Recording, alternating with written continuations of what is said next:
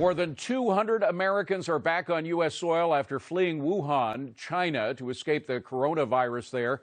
Landing in California, this was earlier today. Some Americans, though, have chosen not to evacuate for their own reasons. Our next guest is one of those people who's decided to stay. Joining us now from Wuhan, China, is San Francisco native Doug Paris. Doug, thank you so much for being with us. Why are you staying? Hi, thank you so much for having me. I am staying because I cannot bring my girlfriend or my dog, and that's what's really important to me in this crisis. Doug, what kind of information flow are you getting? I mean, is Wi-Fi or the internet operating? Have they shut down communications? Are people confident that they're hearing what's really going on from the government at this point? Well, of course, there is some skepticism. On the other hand, though, we still have full access to Wi-Fi and our mobile data. It's all very fast, and I have access to media outlets all over the world via my VPN, so I'm able to fact-check everything. Hey, Doug, it's Scott Martin. With respect to how you've seen things going in Wuhan over the last several weeks as the virus has gotten more coverage and certainly gotten more spreading around, how have you seen things change in China with respect to what they've been doing to help people that are sick? They've gotten more serious about this. At first, there were many allegations that they were covering this up or downplaying it. Now I hear the opposite, that they're taking too much of a sledgehammer approach. Quite frankly, given the circumstances, I think the measures that they're taking are more than necessary. And I believe if we were in the USA, I would hope they would take this as seriously as the Chinese are taking this now. Steve Forbes here, Doug. One of the things that they think has really made this disease possible are these open markets where they have meat out there, wild animals, and just as a breeding ground for these kind of viruses. It's not just farmers having the backyard farming, which is a breeder of these viruses in the past, flu viruses. Do you see any change coming in the habits of the Chinese, which may happen in the future, so we don't have these breeding grounds for these deadly viruses?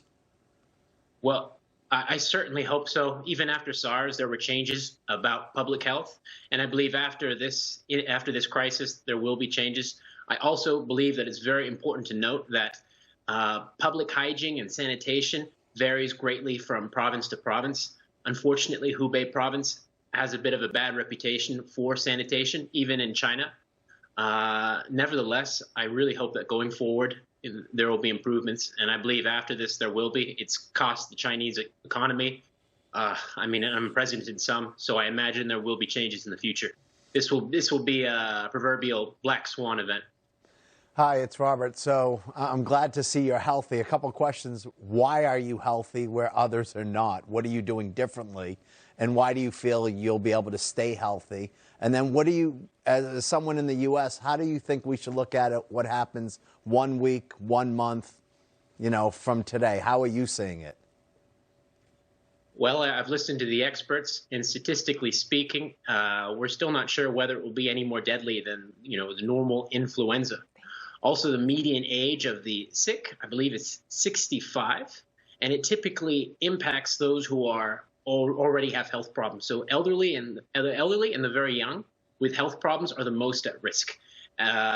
Being 28 and in good physical condition, I'm a little bit more confident. And also, I've quarantined myself and my family here. We don't go outside unless absolutely necessary. We wash our hands constantly, and we wear gloves, mask, and goggles. Doug, anytime we're out. I'm wondering about food, particularly how you get it, how much of it there is, and whether there's hoarding going on. We always worry about hoarding here in the States when we have a natural disaster like this. Are you seeing any of that in China? Well, there definitely is hoarding going on. And at first we were relying on deliveries. But when we ran into problems with deliveries arriving on time, we're still waiting for deliveries, which is a very scary precedent. We found it necessary to travel to supermarkets, to walk to the local supermarket. I mean, that was a story in of itself. At many supermarkets here in Wuhan, they're taking the temperature at the door with a temperature gun, and you're turned away if you're running a temperature at the supermarket. So obviously, that was kind of a scary experience, if you will. But we found, fortunately, lots of groceries. And right now, the Chinese authorities are requiring, no matter how bad this disaster gets, that anyone involved with the supermarkets or transportation, they still have to work no matter what. And that's critical to prevent food shortages. Doug, could you leave the city at this point? I see people in cars. We're looking at a screen here. People in the cars are going on. If you got in your car, could you actually leave Wuhan now? I'm not 100% sure, to be honest, but my understanding is, there are, they sent in the military and they're enforcing this quarantine quite well. So I doubt I'd be able to leave the city. Hey, Doug, it's Scott Martin again. I was wondering, great grocery store story about the temperature taking and things like that. That's definitely kind of out of this world, but good, I guess. How much food is at the grocery store per se? I mean, is stuff getting, ripped off the shelves? And or how's the civilian population dealing with all the rules and certain quarantines and things like that? Are people getting upset at all? Well, I'm concerned. That's my number one concern, actually. While, of course, I take the coronavirus very seriously, I'm more concerned about food shortages and civil unrest as the quarantine goes on. This is a city with millions of people.